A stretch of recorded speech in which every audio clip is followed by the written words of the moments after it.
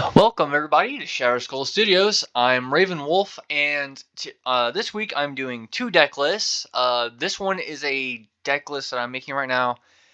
Well, not making. This is a deck list I have made. These are the exact printings of the cards that I have. I'm trying to kind of foil this deck out, basically do the best art that I like and enjoy for the deck. So this is gonna be my bling bling deck.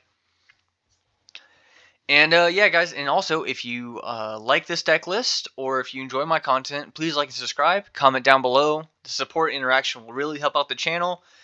And yeah, let's get down to it. The deck list is called Murder Yogi because he's here to kick your ass and take picnic baskets. And it looks like we're all out of picnic baskets. That is a joke that I think that I just came up with whenever I first made the deck years ago, whenever Wilson first came out. I forgot when Baldur's Gate came out. But yeah. So yeah, this is just a really deck that I really like. Wilson is the commander, if I can get to him. He is a 2-cost 2/2 bear warrior. This spell can't be countered. Vigilance, reach, trample, ward 2, choose a background. Automatically, he is keyword heavy, has some protection, and he can't be countered. Now, the backup character, or the background to this commander is Noble Heritage, 2-cost enchantment, background.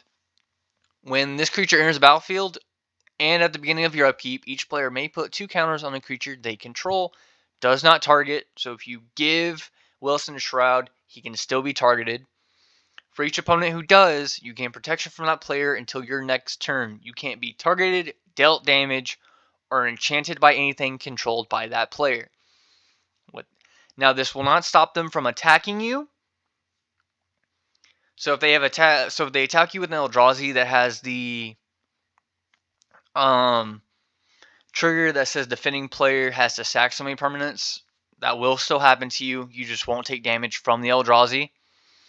So you can kind of politic your way too. Be like, hey, if you want to attack, get your attack triggers. You can swing at me. I don't have to block because you're not going to deal damage. But if you at least want, So this is a deck that will help you politic your way through things. You can help certain opponents just so that they can get some attack triggers. And they'll, But yeah, and of course, Wilson will get very big, very, very fast. Going down the deck list, we have Azusa, Lost But Seeking. She's basically just there for ramp. We have Druid of Petrification. This is just party removal. Eternal Witness is some graveyard recursion. Finhorn Elves is just a mana dork. We have Lae'zel. Basically, when we're putting counters on Wilson, we're going to get to put at least one more.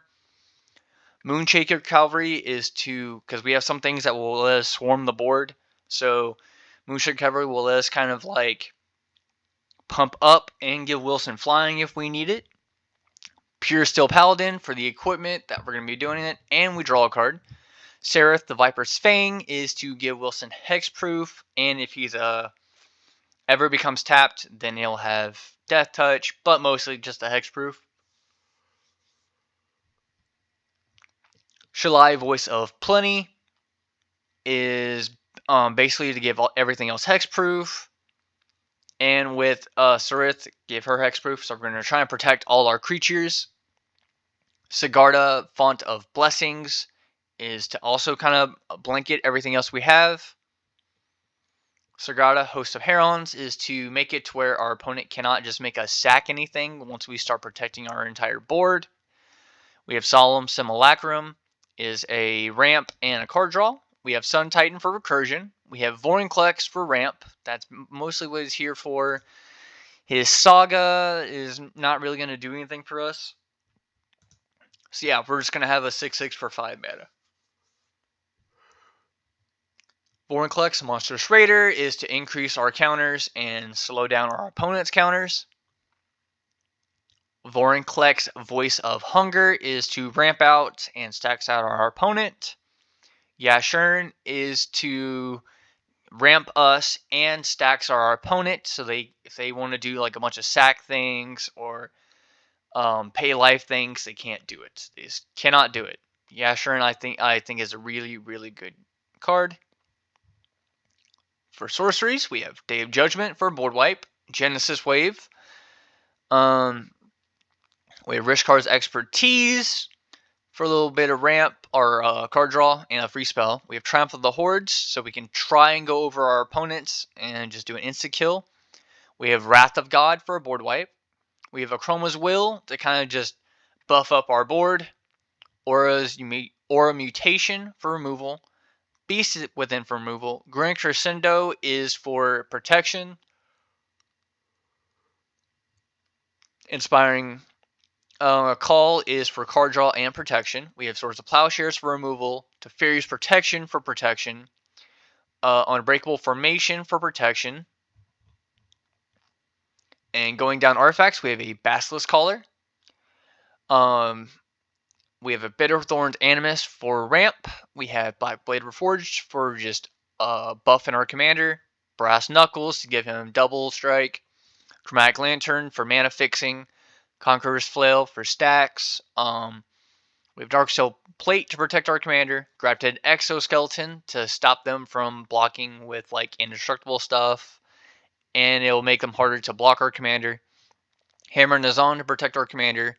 Kasari Gamma, if they ever do block our commander, we're just going to blow up their entire creature board. Loxodile Warhammer is for life gain. Lorien Brooch to make our commander unblockable. Nettlecyst to buff our commander. Scepter Celebration is to make us go wide. Soul Ring for ramp.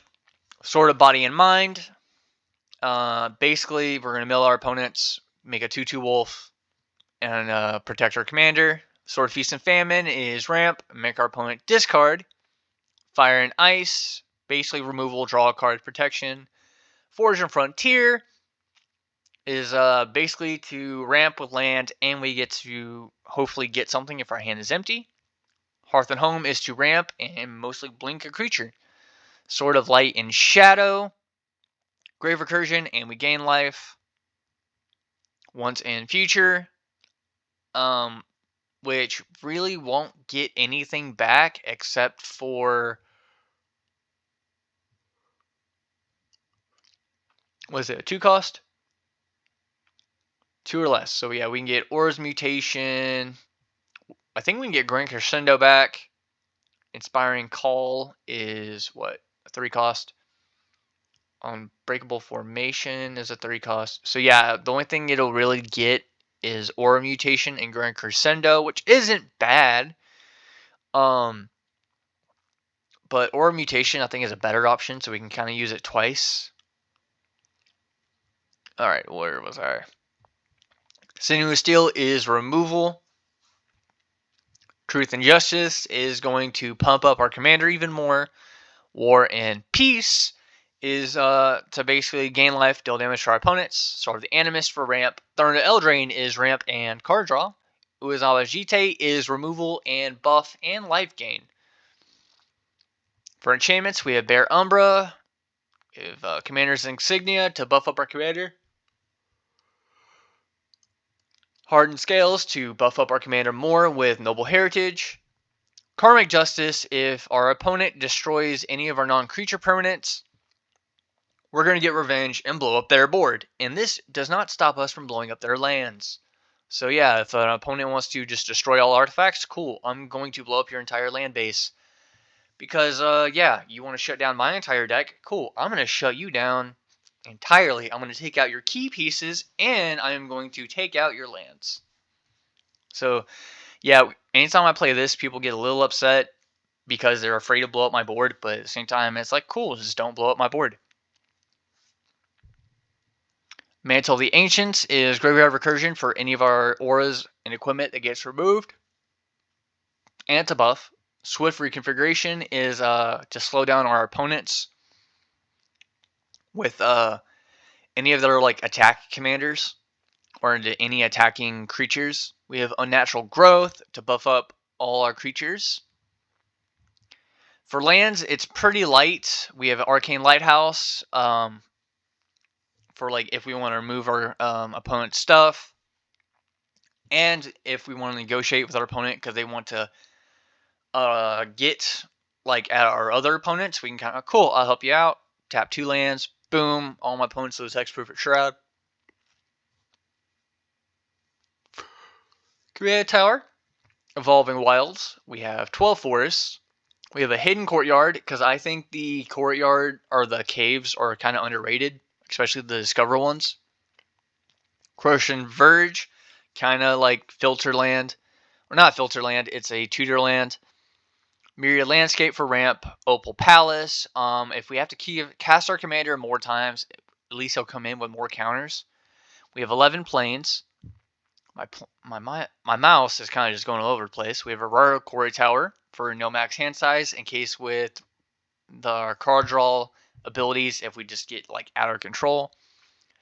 Shire Terrace for land tutor. And Terramorphic Expanse. And yeah, guys, this is the Murder Yogi deck. Like I said, I would like to see what y'all think of it. I know it's kind of a different color scheme to Voltron, and I know I'm not running enough like auras or stuff, but I wanted to run other creatures in case we needed to just equip something and attack with it. But I do think that this deck does work. Most of the time I do win with this deck. That's why I don't play it a lot. I've had this deck ever since Baldur's Gate came out.